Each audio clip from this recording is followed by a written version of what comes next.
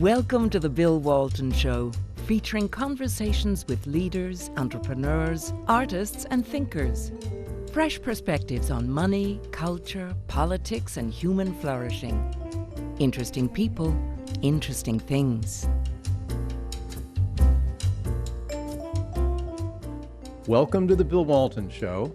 I'm Bill Walton. Well, several months ago, I had Matt Schlapp and Justin Danhof on the show to talk about the issue we have in America and the world, really, about woke corporations and how companies and businesses have increasingly moved left, and they're now in lockstep with what appears to be the Democrat agenda. Unfortunately, in the months that have passed, the issues have only gotten worse. We're now seeing the big companies actively involved in critical race theory indoctrination. The vaccine mandates they're really acting as an arm of the Biden administration and enforcing the mandates. And many of the big companies that are doing multinational business are making common cause with the Chinese Communist Party, and that's only growing. The climate change agenda, Justin's going to talk about it. In ECG, environmental social governance, well, that's a very, very mild acronym for something really sinister that we'll be getting into. And then the other thing we want to talk about is how in the last year or so, 2 years or so, since the lockdown, the big companies have really benefited. They're on the right side of the digital divide. And small American businesses, ordinary Americans have really been crushed in this last 18 to 24 months. And then drawing in yet another factor here, we've got the administrative state, the Federal Reserve, and the Securities Exchange Commission are promulgating rules now which they basically are going to send America into bankruptcy and rob us of most of our freedoms. It's not a pretty scenario. I wish I were here to talk about baseball, but I'm not. We've got to talk about saving the country. By the way, it's also inflicted harm on baseball. Well, thanks to you. Anyway, Matt Schlapp just chimed in here.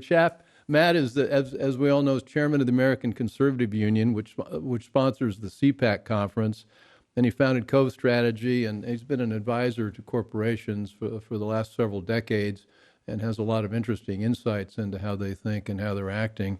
Justin Danhof is our newly promoted. It's great. This is great news.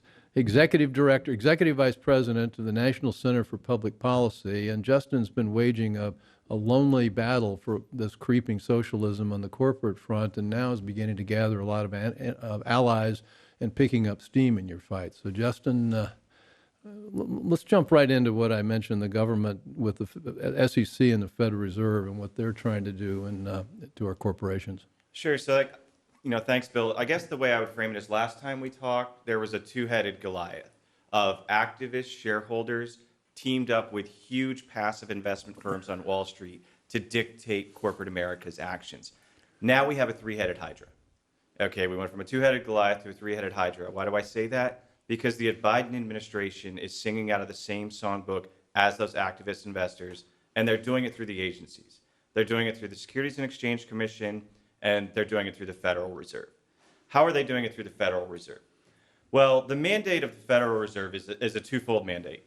It's to keep prices stable, which I don't think they're doing a very good job of that right now. If you've been to the gas station or the 7-8% inflation, who's counting? Yeah, I don't like to brag about rich purchases I make, but I just got back from the gas station. So, right. and to maximize employment. Those are their dual mandate. Except Jay Powell has now said climate risk is part of our mandate. Well, how? How did that get written in? It's absolutely not. So what are they going to do? What actions are they taking? Well, right now they are strongly encouraging banks, when they do their stress tests, to include the stress of climate risk.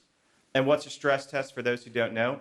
Well, it was put in under the terrible Dodd-Frank Act, where banks have to forward look about 8 to 9 quarters how they would perform if there was a financial collapse. So would they be able to withstand a financial problem here in the United States of America? And of course, what does that mean? That means the Biden administration, through the Fed, is trying to dictate bank decision-making when it comes to fossil fuel investments, for example. So it's just like they did under Obama. They're picking winners and losers. They want to promote clean energy, and demote fossil fuels. This is not the job of the Federal Reserve, folks. What's the Securities and Exchange Commission up to? Well, they're up to no good. Gary Gensler is put in at the head of the SEC, was approved by the Senate, and him and especially Commissioner Allison Herron-Lee, they are on a full-blown ESG agenda. That's environment, social, and corporate governance, as you mentioned. And again, when folks hear ESG, their eyes gloss over. Just remember, it's whatever a liberal is trying to achieve through business. That's all ESG is. That's the definition. That's the simplest way to understand it. So what are they doing? They are proposing changing 75 years of securities law. Under securities law, there's something called the Materiality Standard. And it's quite simply defined as what an investor or potential investor needs to know to make a decision on either investing in a company or a proxy vote. Well, what is now going to be defined as material is whether your company runs critical race theory trainings or not, whether you've diversified your board under affirmative action policy or not, and whether you're tied to the Paris Climate Accord or not. That's the goal of Gary Gensler and Allison Herron-Lee at the SEC. Matt, you've been inside the boardrooms. I have too. How do you think they're responding to this? Are they complicit? Are they saying, fine, we want to go along with this? Is this something that the feds are imposing on these corporations, or do we have, or are they making common cause here? I think they didn't realize the cost. Yeah. These are practical people who think in probably 5-year stints, right? I got a 5-year period of time to. Well, the average CEO's on the job for about 4.5 or 5 years. Well, there you go, right? It's not just the term of their contract. It's become fashionable to kind of swap CEOs. Maybe the next guy will have a few more tricks to, bump up the stock price. And I can't imagine that they're this un-American and that they care so little about the long-term profits of their company, they'd be so risky. I think they must be surrounded by people who explain that there's all upside to embracing green energy. There's all upside to embracing CRT. And they probably get shown a lot of phony polling about how Americans have really embraced all this. You can see in politics with the election of Barack Obama and others that, this whole idea of transforming America is probably seen as a very positive thing. And what happened along the way, Bill, is that they've really, for lack of a better term, given the middle finger to all of their natural allies, their customers, a lot of their employment base, the Republican Party, which I spend a lot of my time complaining about, but it's the only thing, when you look at this new socialist party on the other side, that a business can view as an ally politically when you're talking about out-of-control regulations and taxes. So I think there's been a huge and massive misplay here of their hand, and I don't think they realize what's going to happen as they face real challenges. The death of George Floyd was a tragedy, right? The real challenge comes into this country when we have racial animosity like we've had in our past, which is what they're trying to foment. What does the CEO do then when you're looking at chaos in all of our streets? Well, I think the CEO probably is looking at his watch thinking, I've only got a year left or something like that. I get to go, I'm going to be in Hawaii in 4.5 years. Yeah, I think that's the problem. We've got a lot of short-term CEOs, people in the C-suites that know they're going to be out of there. They don't have to think long-term. And, one of our favorite presidents was an America First guy. Sometimes I feel like most of these CEOs are America Last guy. And they're not really looking at the impact of what their policies are, what they do in ordinary Americans. They're looking at what what's in the interest of them globally. But how much of this is just cynicism? I mean, the ESG thing, they're all paying lip service to it. It seems like every fund on Wall Street's got an ESG product they're pushing, and everybody feels good about it. But is substantively, when people start thinking about corporations initiating a CRT agenda, what's happening? Well, substantively, if you look at the ESG funds, one of the number one held stocks in almost every single ESG fund is Apple. How green are they in China? Exactly. Right. So a lot of it's a farce. So when Larry Fink at BlackRock sells an ESG fund, again, they're holding Chinese companies in these funds very often. They're holding companies that are, they may divest from some oil and natural gas companies, but that's about it. Otherwise, again, Apple being the number one health fund in most ESG, it just goes to show you what they really are. And the cynical part is he's selling to gullible liberals at an increased margin, the ESG funds. Really, they could just buy an index fund and probably do just as well, right? But he gets to charge more for that. So he's actually being capitalist in that sense, that he's making money off gullible liberals by telling them, if you invest in this fund, you're going to save the world. Apple's not saving the world. Repeating. You buy an index fund that's got Microsoft, Apple, Alphabet, all the digital divide companies, and then you buy an ESG fund, and they're the same stocks. Right. And yet, if you buy an ESG fund, you get to pay Larry Fink 75 basis points. In an index fund, it's 25 basis points? That's exactly right. And on $10 trillion, that really adds up.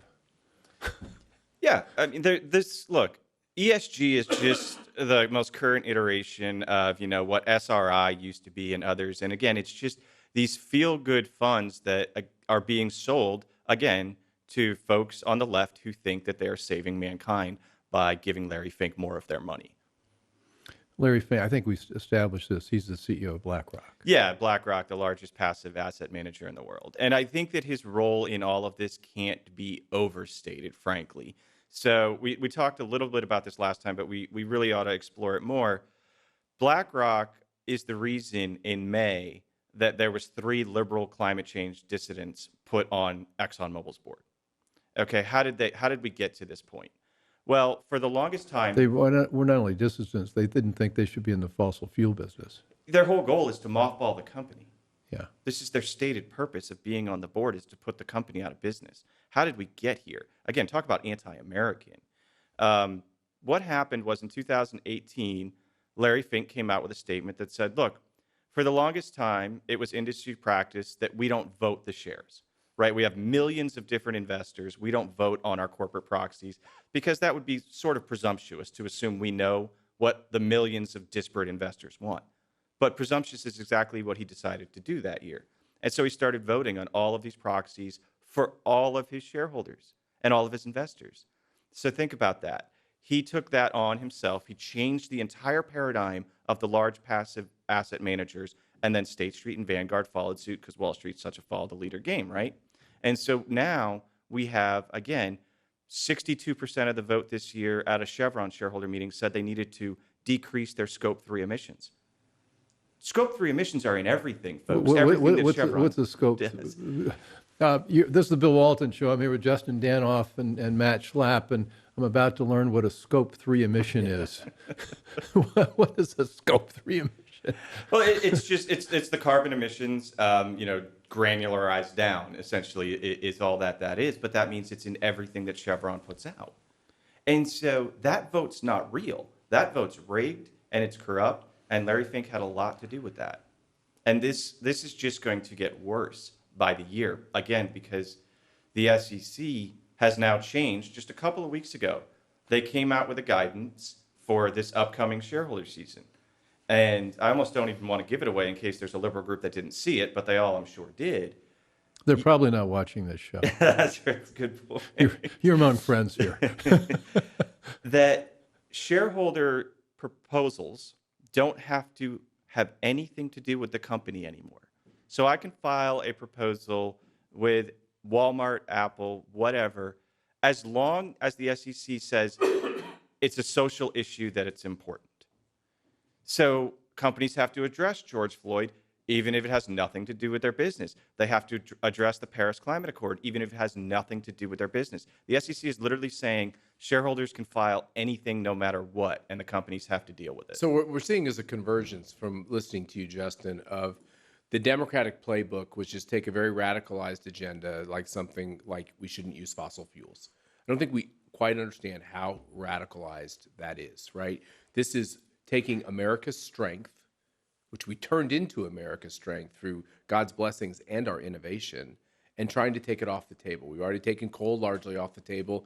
China has something like $50 billion of coal projects all over the world. One plant a week. Yeah, one plant a week. One new plant a week. So, I mean, all we're doing is ceding our advantages left and right. But the Democrats have always had this ability the reason why Donald Trump called it the swamp is they're hardwired into it, and they can take any policy and dictate every independent agency and part of federal government, and then it can move into allies in the states, that they must have a certain percentage of their budget that's aimed at this goal. You name it, and they do it. The issue now is that you've got that hardwired federal bureaucracy working in tandem with the richest people in the country. Now, how did that happen? Now, I'm told, people like Jeff Bezos, who's not an intimate of mine, that these people are very focused on making money and growing their companies. But they do see the fad of being on the cover of Vanity Fair and being accepted by the jet set like we've never seen before. And they've been able to be profitable even while running up against people who should be their political allies, like I talked about, conservative grassroots activists and Republicans or whatnot. It is the Elon Musks of the world, who I think were probably very progressive. Once again, not an intimate of mine, but he finds this, the creator of the modern version of the electric car finds this all repugnant. It's a very unique person that's saying, I don't want a part of that. And the combination of these two things, I think, presents a terrible problem. So what's CPAC going to do about it? Well, I think we have this real question about how do you work for a big company? So if you got a couple of kids and you work for a Fortune 50 company, how can you not embrace all the radical forms of transgenderism for 4-year-olds and critical race theory? If you're white and Christian and straight male, you're apologizing to the world for having those traits. There's a grave sadness that's being incubated in young American boys who can't escape this idea that they're evil, that they're a scourge on the earth. And I think CPAC and grassroots groups like us, we've got to start speaking up for these people. We've got to start standing behind these people. I think it's the most critical thing our country faces, which is the destruction of our citizenry because they don't check the right boxes. And who's against them? The rich, the powerful, and of course, government. So we're getting to a convergence here. If you work for one of these big companies, you've got to toe the line. I mean, Well, you're out. the vaccine mandate's only the latest, but certainly if you don't want to take critical race theory training, You're out. you're out. If you don't want to, if you don't think the corporation should be in, by the way, this whole climate change thing, I think we've established, at the root, it's a group of people who believe in degrowth. They don't believe in economic growth. Or people. Or people. They 'Cause think people are the biggest population, polluters. human beings are the biggest problem the earth has. We had to shrink the economy. So here I am, newly minted CEO of a public company, and I'm supposed to now degrowth. I mean, that's Let me just bring up something else. The politicization of our churches too. I'm a Roman Catholic, and to hear my Pope, who I pray for, embrace the radicalism of the climate change agenda and fail to grasp that the central thrust of the climate change agenda is to depopulate the globe and to prevent people from making their choices on their offspring. That is the main thrust of that whole movement.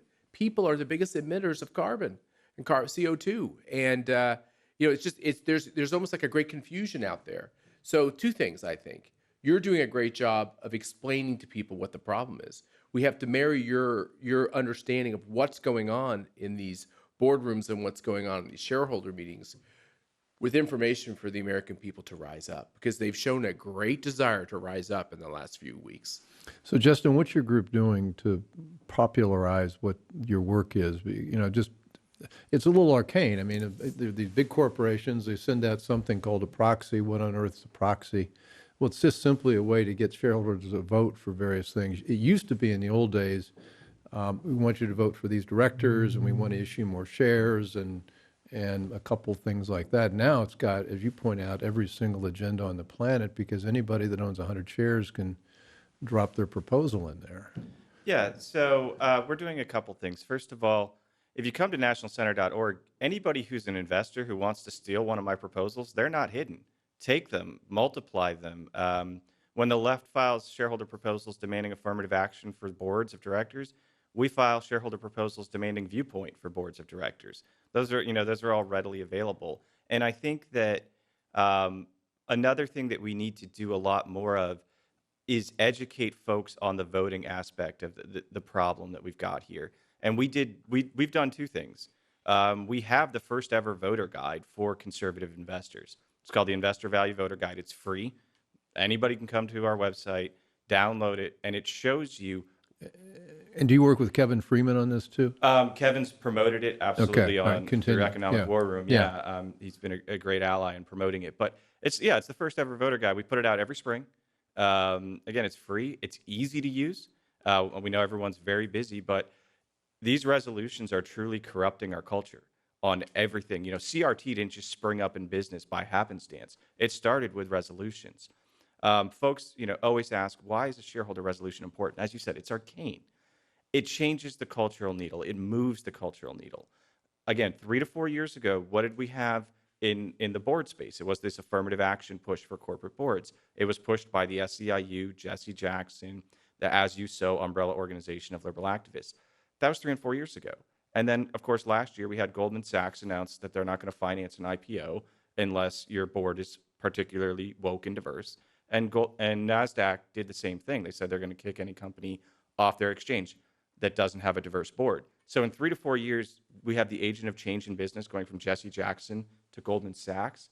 That's why these are so important, and that's why we put out a free guide to help conservatives push back. I guess I'm too grizzled on Wall Street because the Goldman Sachs made the announcement knowing fully well that all these corporations already had done that. So Matt, we talked about something, an employee of these big companies. How do you stand up to them? I mean, you guys I'm involved as a board member at CPAC. We're talking about a First Amendment fund to help people protect themselves when they're fighting the government or fighting a big corporation. What's that about? Well, when we talked with Justin half a year ago, the new phenomenon was the realization that these corporations were essentially cutting the umbilical cord to the grassroots activists that support 85% of the for-profit nature of their enterprises. And over this period of time, what do you mean cutting the umbilical cord? Think about it. They're just not going to care whether who out there stands up politically for lower taxes and for reasonable legislation or regulation and for constitutionalist judges. It's your conservative activists. They're the ones who stand up and do all the hard work. The corporate people act like they have these brilliant PR campaigns, which are really hollow and tinny. It's really these activists that make sure that the right people get elected. Well, these people in the corporate boardrooms have become so haughty that they've separated. They don't want anything to do with these domestic terrorists, these insurrectionists, these scummy people in big, tall red hats. And they think they can get it all done by hiring these PR firms, et cetera. And what we've seen is since that phenomenon is this idea that almost anybody who's espousing American traditional values and ideas is being destroyed unless they have the luxury of having independent means and they don't have to travel anywhere, and they don't have any kids that need to do anything. If you're in that category, you can have your views, and you're roughly left alone. But if you have to travel, we're days away, weeks away from them saying not only you have to have a vaccine, but you're going to have a booster, which they're talking about as we speak. If your kids are doing anything, they're suffering terrible persecution for having their values. And I think the Virginia political situation really brought it home to all of us. I have had the luxury to not put my kids in public schools, and I've seen what the public schools are doing in my neighborhood, and I don't like it. And I don't want my kids learning that. And I don't like the idea that they're taking out the advanced science and math classes because apparently that's racist because the Asians are doing too well or whatever theory of the day that's carrying the day. And so I have the luxury of putting my kids in Catholic school, but guess what? I'm still paying for those public schools. It's my money. Well, the new definition of people of color minus Asians. Yes, exactly. That's the Harvard. So we saw this in Virginia. You see that, the only good thing that came out of Chinese corona is that kids were home and parents started listening to history class. And it wasn't about history. It was about propagandizing this Marxism and stuff. And so what you see with cops and teachers, and I call them the hometown heroes, is they need a little help because they feel like they're alone. And so we've started this fund, the First Amendment Fund, and we've already got 7 figures in the fund, which has happened very rapidly, to try to stand up for these folks who are trying to just live their life. Bill, they're not even trying to be particularly courageous or do something historic. They want to do things like this. Can you imagine? Decide whether or not they're going to take a shot. They want to decide whether or not they want their kids to be told at 5 years old that they can go around their parents and pick new pronouns and take chemicals to stop puberty. I mean, this is insanity. This is the end of civilization if we allow this to happen unchecked. And it will be these hometown heroes. It will be these hometown heroes that save America if it is to be saved. This is the Bill Walton Show, and I'm here talking with Matt Schlapp and Justin Danhof, and unfortunately we're talking about things like the end of civilization. But it does feel like it.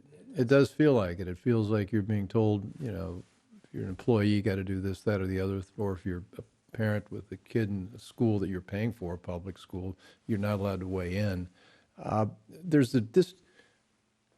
Mark Meckler was on. He ran Parler, and Parler got, you know, Amazon pulled the plug, and they had no ability to fight back. People said, well, why don't you sue Amazon? Do you know what Amazon spends a year on legal fees? Sure. I'll help. $1 billion. So there you are. Even, you know, you're some smaller company or individual. You're up against these, not just the government with unlimited resources, but these corporations have them as well. Matt, how much money are we going to raise in this fund, and can we go out and help protect people, or if somebody has a cause, do you think we'll be able to take it up and get an army of lawyers, hopefully pro bono, to help people fight for their liberty? I want to do a free advertisement for your efforts. I think if you had a lot more resources, I think you could do even more great work. I think the big problem with the conservative movement, which is not the conservative movement, Bill, as you and I always say, it's the American movement for Americans who love America. That's what this is about. We have the capital going to the wrong places. And there's a market. We're going to go dip our toe in that market and see what the appetite is for investors. So far, the appetite's very good. We're just getting started. And look, I think it's like a great journey starts with a step. And what I'm hearing from people is that they feel like they're in not only a digital gulag, where if they say anything out of bounds, they're dead, they're kicked out. They feel like they're professionally, you know, the whole idea of the ladder of success is over for them if they take 1 foot out of line. And I think we have to crush this movement that's happened in these corporate boardrooms. This has to, I'm going to use a little bit of profanity, it has to butt hurt here a little bit.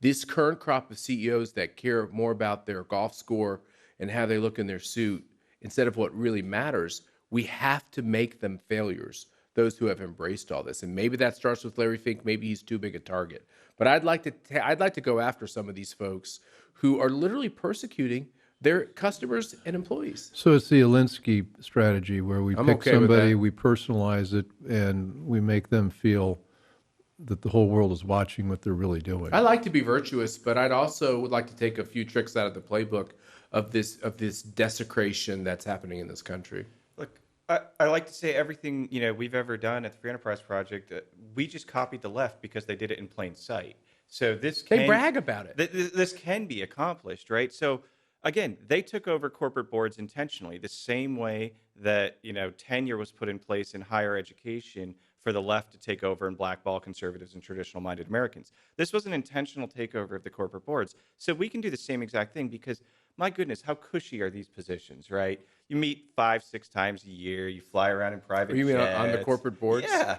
If we just took out 1 or 2 Hey, I've been on a couple of those. They're pretty good gigs. Yeah. Imagine if we took out just 1 or 2 of the most woke board members in America. That would set an example, and it would put a chill, because who are the only folks in corporations that can hold these woke CEOs accountable? Well, they're boards.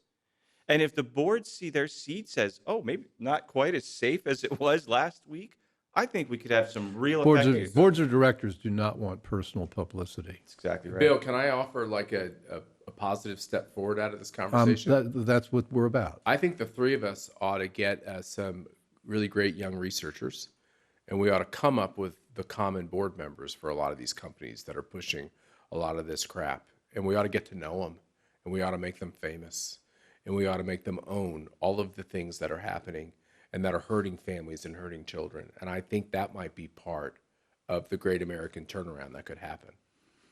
Well, I think if you look at something like, let's pick it, the Ford Foundation. President of the Ford Foundation's on a lot of boards. Ford Foundation, Henry Ford would lose his mind with what they're doing. I mean, that somebody like that, and then what do? We go and we start launching a proxy contest saying we don't think this person should be a director because she's pushing things against our interest. Well, let's name him. Let's name names. It's Darren Walker. And again, if we want to talk about, we were talking earlier, what did CEOs do when Black Lives Matter came about? Well, who funds Black Lives Matter? The Ford Foundation and all these CEOs. And all these corporations. All these corporations did in the summer of 2020. And if I could just say one thing on that. They funded an organization through Act Blue, right, and other places, which is the Democrat conduit for money on the left and to the Democratic Party. And what was the result? A lot of dead Americans in our streets. If conservatives had been responsible for that much murder and that much crime and that much destruction of property, you think somebody would have gotten sued? We need to use these tricks. Yeah, think about it. We talked about the divide, right, between the small, mid-sized businesses, the average Americans, and these large companies, the digital divide, the wealth transfer. Well, Amazon is funding Black Lives Matter as they're burning and looting small shops in city streets all across America. So who benefits from that doubly? Amazon.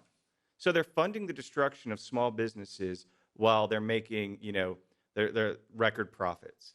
Think about the cynicism of that. Are we a minority report here, though? The thing I worry is that things that I thought would be astonishing, like CRT indoctrination, surprising number of people, if you poll them, they think it's just fine. We ought to be learning about Black heritage, even though we know it's a lie. I mean, how do we get the word out how bad this really is? Look, I would just like to say we've had the death of many things in our society, the death of media, the death of knowing where you can go to get news, the death of leadership, the death of institutions that we used to rely on that have let us down as they go woke and they go left and they go soft. I also think when it comes to these questions of polling, Bill, how are you going to answer a pollster? They got your number because they called you.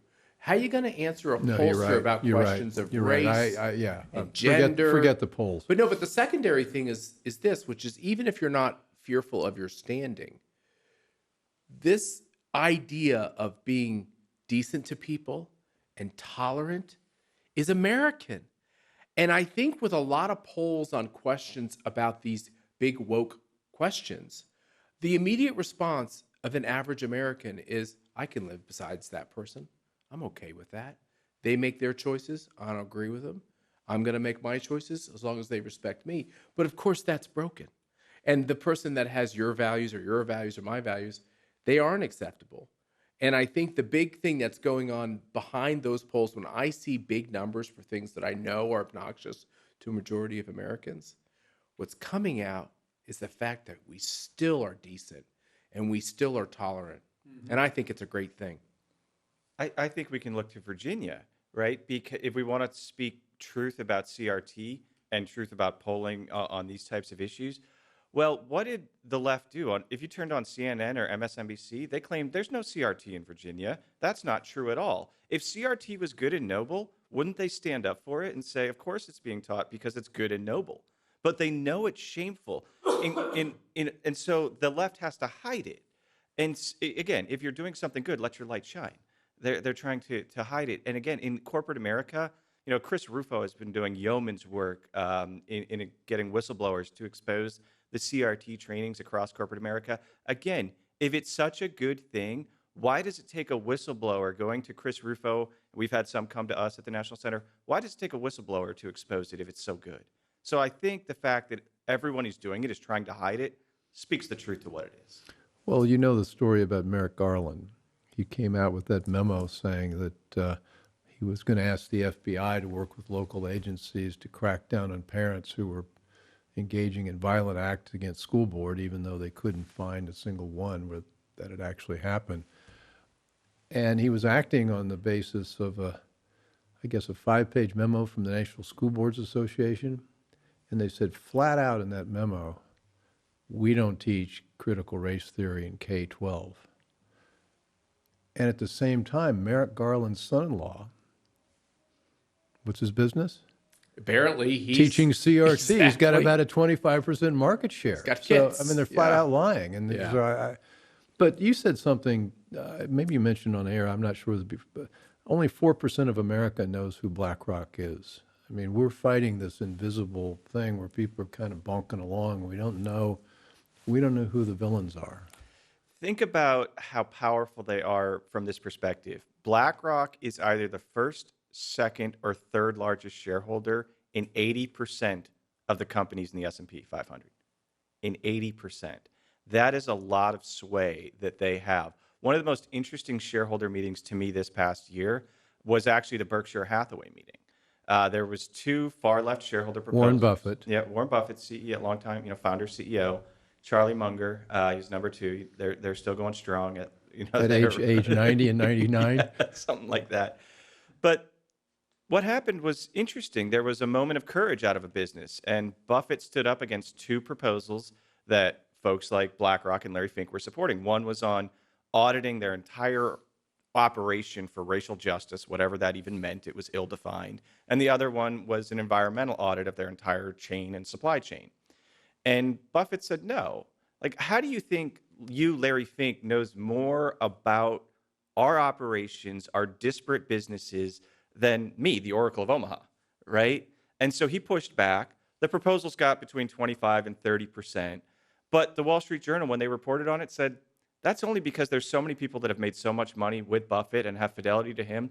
The second he's gone, the dike's going to burst. Well, we've got into an agency, but that's the word.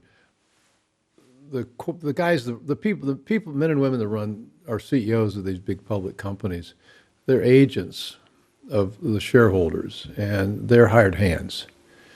And with Warren Buffett, he owns 40% of the company, and so he's not an agent; he is the owner. So he's acting like an owner, and which is terrific. But then when he goes, we're going to have some person in there who's got a job that's looking at his watch and saying, "Well, I got 4 or 5 years, and so why shouldn't I cave into this?" This is the Bill Walton Show, and we're just filled with lines of action here. We've got proxy contests, and we've got a lawsuit fund. Anyway, I want to become the host for a minute, and I have a question to the non-woke CEO, former CEO Bill Walton.